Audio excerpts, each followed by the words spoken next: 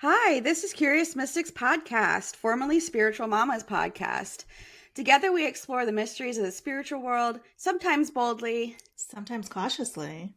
but always with open hearts and curious minds. Let's go.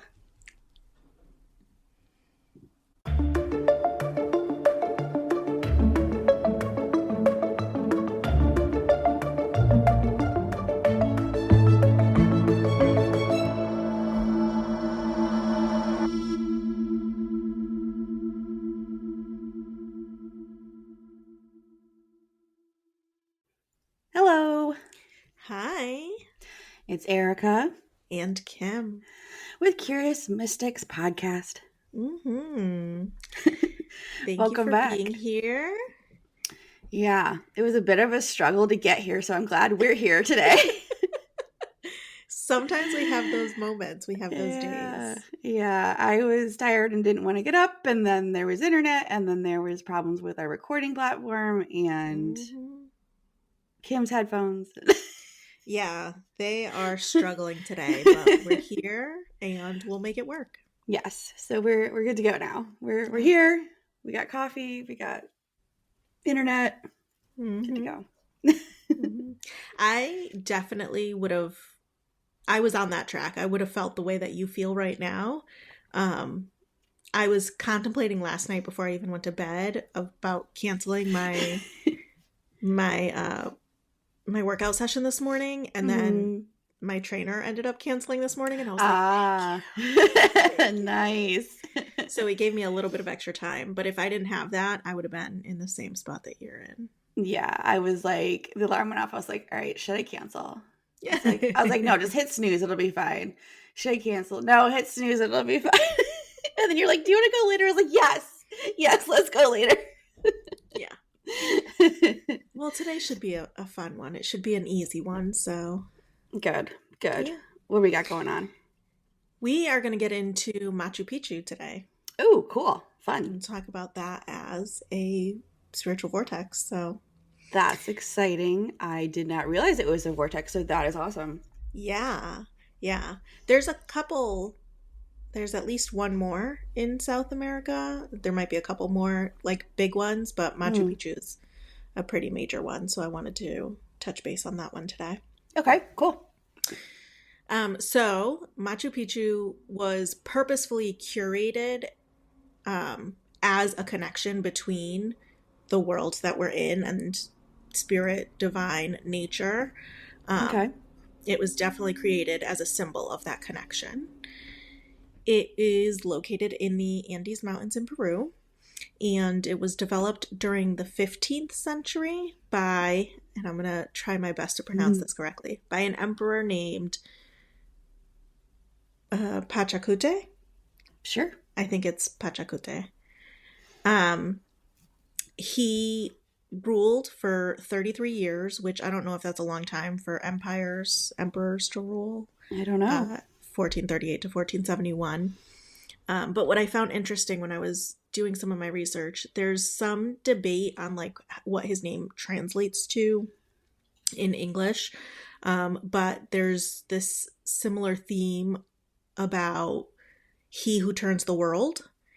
Okay. And considering the impact that he had on expanding the Incan Empire and specifically with developing Machu Picchu, it seems like he really lived up to that name. So yeah, was he given that name like midway through, or did he like have that name from the get-go? Because sometimes when rulers take the throne, they change their names. So yeah, I don't know. I started to go down that sideways rabbit hole, and I was like, this isn't about him, so let's bring it back. Let's bring it back. So I didn't get that far, but I did go down it a little bit and realize like, okay, there was recognition at the time of the impact that he was having on the Incan Empire, on the culture, on spirituality. So it was pretty interesting.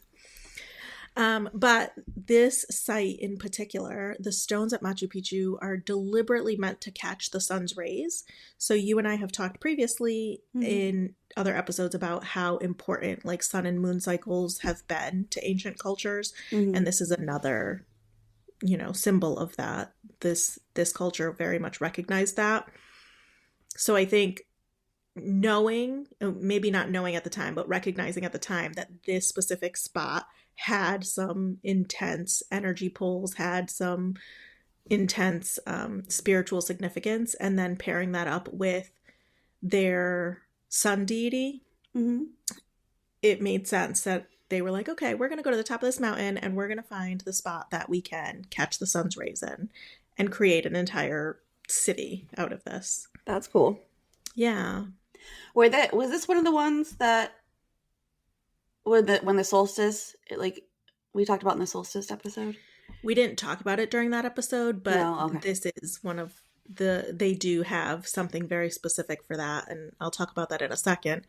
But the idea behind like catching the sun's rays is just another form of connecting our physical plane to the divine. So what they have is this one point, which is actually literally at the center of Machu Picchu, and it's a stone that has a title. It's the Intuitana stone. And it's believed to be the key component for the healing properties of Machu Picchu.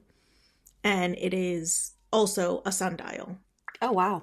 So it's how they told time, how they told seasons. And during the equinoxes, there is no shadow cast on that stone. So that's cool. They were definitely using it in that way. Some of the healing properties that are connected with Machu Picchu are a source of rejuvenation for spirituality, emotional rejuvenation, being balanced and centered. So there's that kind of elevation or transformation depending on where you're starting off. This sundial that they have, I want to say it, and I keep I'm like, I don't know if I'm saying it right. Intuitana. I'm going to continue to practice that. So the Intuitana, the sundial, not just kept track of time, but it also served as a spot for ceremony and ritual. Mm-hmm. So for the Incan people, they would have specific points in time that they were doing certain ceremonies and rituals to honor Mother Earth, to honor their sun deity, to honor their spirituality. Mm-hmm. And this could be for death, this could be for birth, this could be for uniting people, this could be for anything, but they would do it directly in this spot. So this one location held lots of significance for them on the mountain. Yeah, it's a pretty important spot. Yeah. And I think, when you think about when we think about location, the whole point of doing this whole series on vortexes is that the vortex itself is significant. You can mm-hmm. feel the energies there. Mm-hmm. You know that there's an augmentation of what is happening there. Mm-hmm. And then to get to a place like that and be able to hone in on a specific place. So when you were talking about Sedona, mm-hmm. you know that there's lots of different places that people can go for specific things. If you're looking for this, you're going to go to that place. If you're looking for that, you're going to go to over here. So with Machu Picchu, it's like you're in this civilization, this place, and then this specific location is one of those spots mm-hmm. that you can kind of hone in on the energy. Mm-hmm.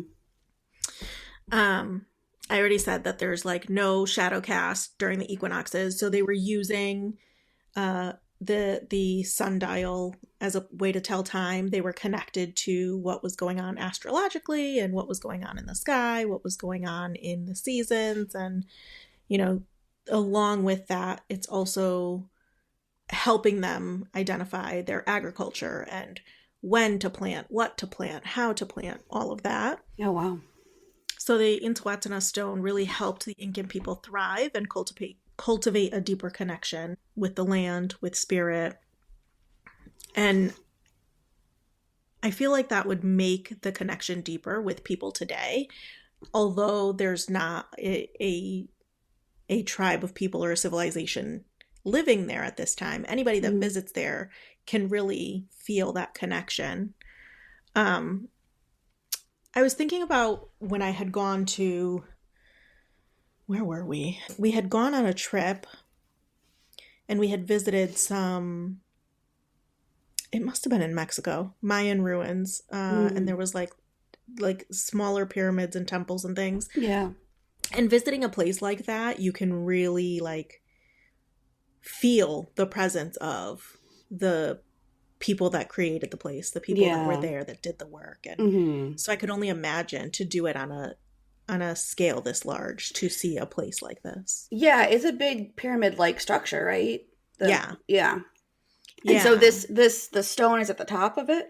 Yeah. Okay. So Machu Picchu itself is like this, almost like a city in the mountain. So you climb up the mountain, and there's different spots, and as you continue to go up these spots, you can get to this pyramid that has this stone at the top. Yeah.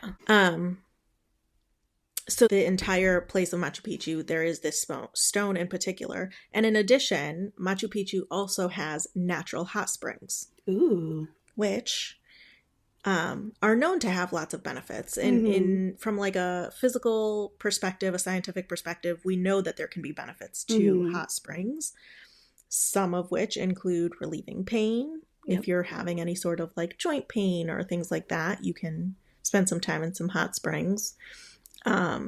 They release like sulfur and can help to improve oxygen levels or the flow of blood in your body, and help with promoting relaxation and things like that. So skin health.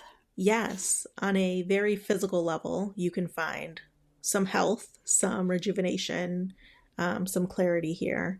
And then, of course, on a spiritual level, anytime that you want to connect with spirit, you want to do so in a way that feels organic. And what is more organic than nature? Right. If you're finding like natural hot springs, why not dive into them?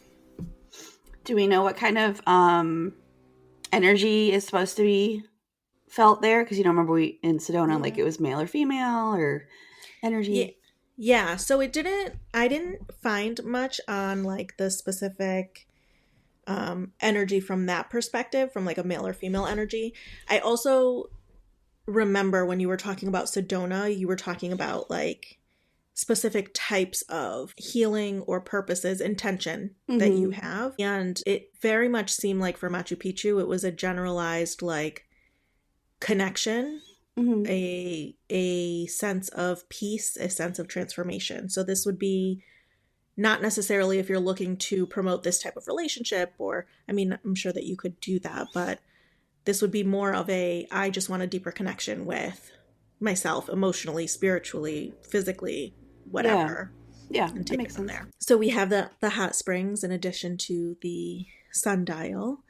And then another piece that came up that was a little interesting was on a geological level. So Machu Picchu is a very natural place of quartz. There's a lot of quartz found in this location, and we've talked about quartz crystals before and how they can be used in different ways. From a metaphysical perspective, we're talking about enhancing intuition, spiritual connection, healing, cleansing energy. And the reason for that, just a reminder, if you haven't listened to that episode, and you should go back and do that. But a reminder is like the vibration of it, the frequency that quartz crystals vibrate at. And I don't remember the number off the top of my head, but it is aligned to the natural vibration of Earth. So there is a cleansing that happens with that, a kind of refreshing. Let's clear out anything that's not aligned to this, and let's get back to a grounding level. And then from a scientific perspective or a physical perspective, quartz is often used in different structures, buildings, countertops, things like that, and with keeping time. So quartz, the quartz watches, yes, quartz watches. If you are using any sort of quartz timepiece, it is said to be one of the most accurate ways of keeping time. I forgot about that. Yeah. Yeah.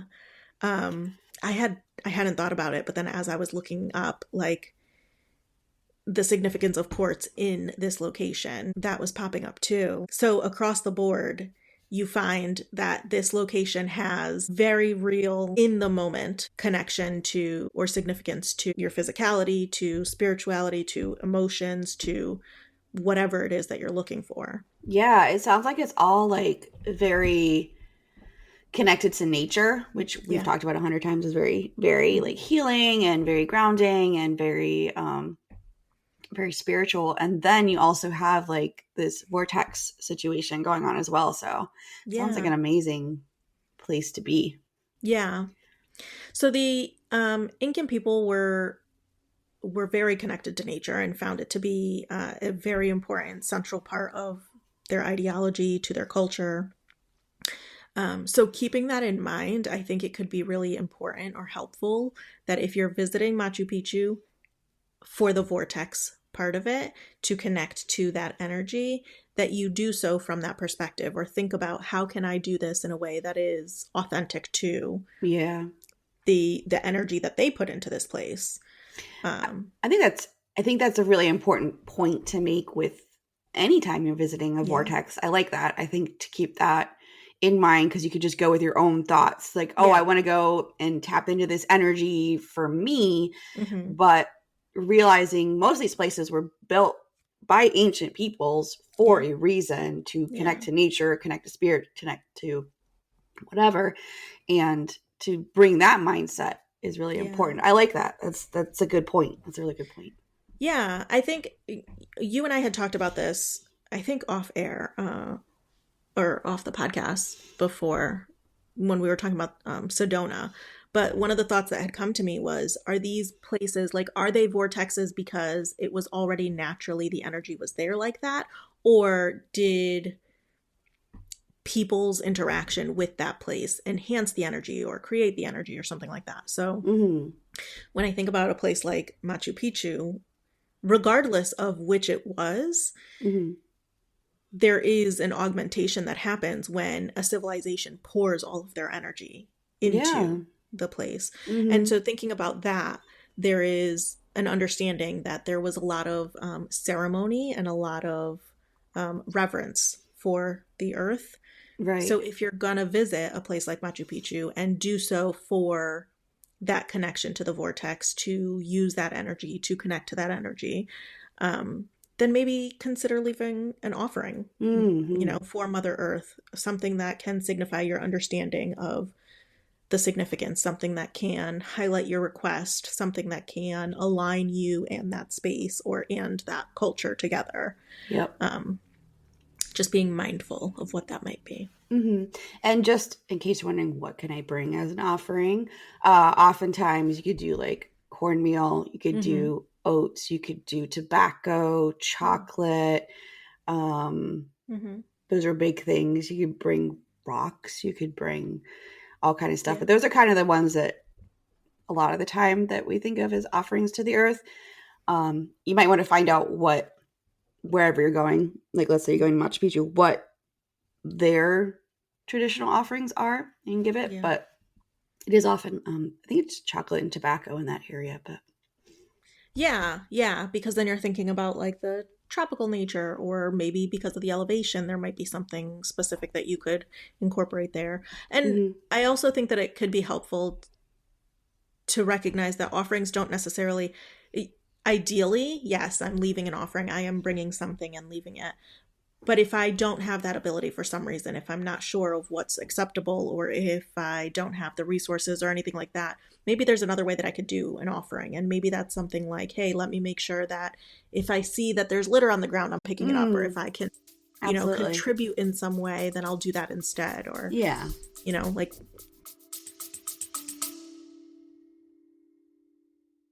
Hey friends, we just wanted to take a moment to remind you all that you can interact with us on social media. We can be found at Curious Mystics Podcast on all platforms. And if you haven't already, please take a moment to like, subscribe, and share so that we can keep showing up for you guys with new weekly episodes and content. Thank you for hanging out with us so far, and stay curious.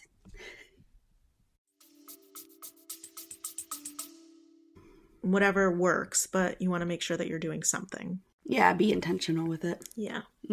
Yeah. One of the things that I was thinking as I was reading up on this is there is an elevation component here because you are in the mountains.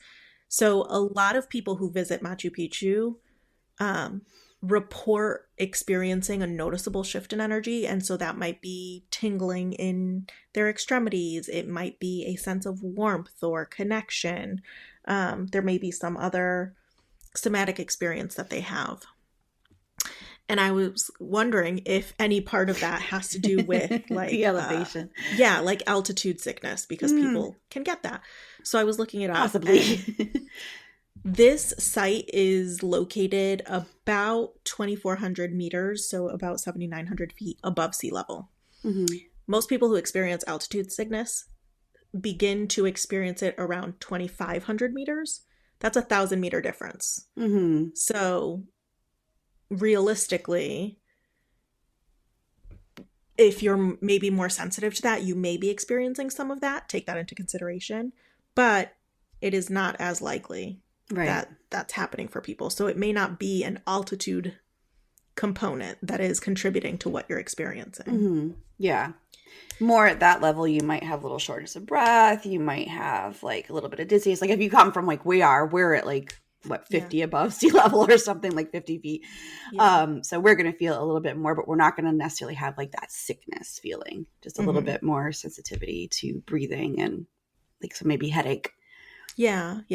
And I'm a person who struggles with asthma. And so like breathing is always the thing I notice the quickest is like if I can't get a full breath in. But going to places, and I haven't been to any like major significant place like this, but even going to places like in the Adirondack Mountains, or when I was out in New Mexico, we went up a mountain out there. And even in those situations, I wasn't experiencing like challenges with breathing. I wasn't experiencing asthma. I wasn't experiencing anything like that. So know yourself enough to know, hey, this is a signal that I am not doing well and I need to take a moment, or that I need to be prepared for, or actually what I'm experiencing is something else, and it is this connection. It is that tapping into the energy. Mm-hmm. I feel like you could feel the difference. Yeah. I'm sure that you would know. It's just knowing yourself enough to know what that is, because when I have a moment of like asthma, or when I have a moment of, especially with breathing, I can't breathe right for whatever reason, I am very well attuned to that. And it's like, oh, okay. Yeah. I almost can't function in other ways because I need to pay attention to that. Right. Versus, and this is, I mean, this is just my experience, but versus when I'm getting like confirmation from spirit or anything like that, and I start to feel that tingling in my legs, the tingling in my arms and things like that, I can tell the difference. Yeah, like that warmth. It's a warmth sensation, like it's an inner feeling. Yeah. Mm-hmm. It's much more as not so much anymore, but initially it was like a little bit surprising to have that experience. Like, wait, what is this? What's going on? Mm-hmm. But even then, when it was surprising, it was a sense of calm. Like, okay, this is where I need to be. This is what I need to be experiencing. And you just take it from there. And when I'm having like the issues with breathing and things like that, it's more of a like, okay, I can't function. Anxiety.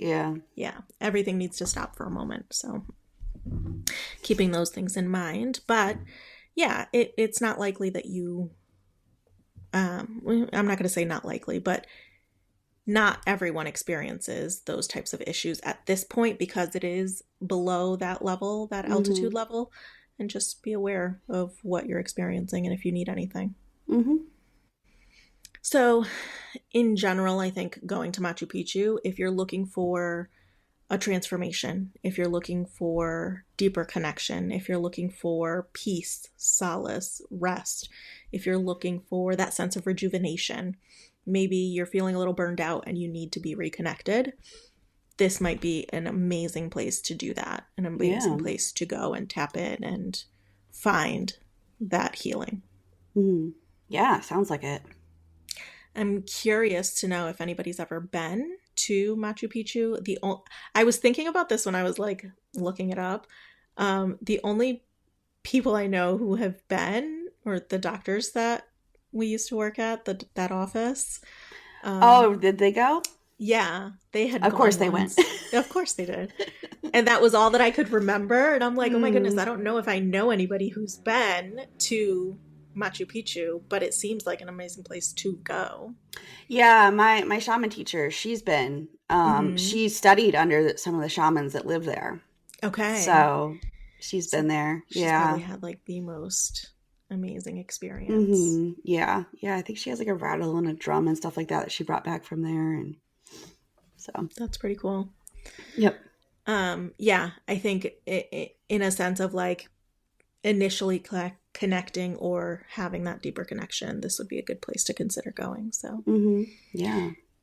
I'm curious to know too, like what we'll find with other vortexes, because with Sedona, as you were talking about all of the individual places there, it seems like a much not necessarily like bigger or more significant vortex, but a place where you could find lots of different um, sources of connection, lots of different reasons to go. And a place like Machu Picchu might be a slimmer intention. I'm going for this specific purpose, and that's what I'm going to find there. Yeah. Versus I have many different reasons that I want to go, and so I could find all of that in Sedona. Yeah. I mean, I think that makes sense.